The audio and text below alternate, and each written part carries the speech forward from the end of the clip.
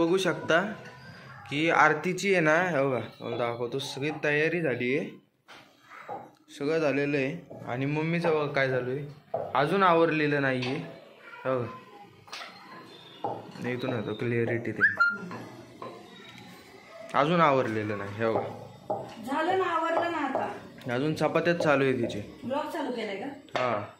नमस्कार सर्वांना, जय Shivray, welcome to Sunaina vlogs.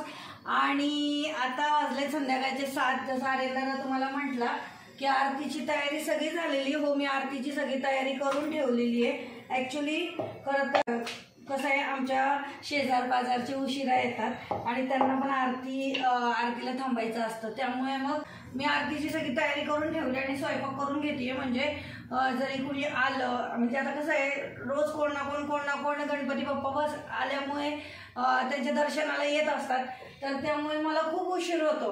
आणि आता राहिले होते फक्त चपात्या. आता चपात्या झाले की तयार होते. आरतीला तर उशीर आहे, आपल्या वगैरे लावलेलाच आहे. मी झालं तुझं व्लॉग चालू केलाय का म्हणलं तर एवढं बोलायचं असतंय, एवढं मला एक शब्द तोंडात ना काढून नाही दिले ग. आवर ना पटकी, नाही काय टाइमपास आहे. अरे करते ना, झालं ना, टाइमपास कुठे आर्यन, पटकीने उरकायचं तर. स्वयंपाक नाही केला तुला भूक सॉरी स्वयंपाक नाही केला की तुला भूक लागती. तू मला म्हणतो की आरती झाली की तू मला काय म्हणतो, मम्मी 9:30 वाजले, चल लवकर जेवायला. मग आता मी काय करू बोल. पटकीने उरकाय. अशा प्रकारे माझी चपात्या झालेल्या आहेत आता. तर आता मी पटकन भांडी घासून घेते, सगळं पटापटोट्यावरचं आवरते आणि तयार होते.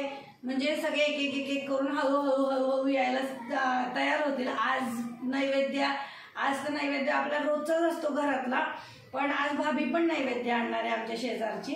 तर मग ते पण आज म्हटले की नाही, आज मी नैवेद्य आणते, तर ते पण आणणार आणि आपण रोज दाखवतोच, त्यात काही विषयच नाही. त्यामुळे आता ती तयारी करते. तुम्ही असेच माझे व्लॉग बघत राहा.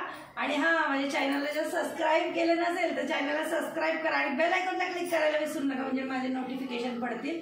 आणि हा व्लॉग पूर्ण बघितल्याबद्दल धन्यवाद.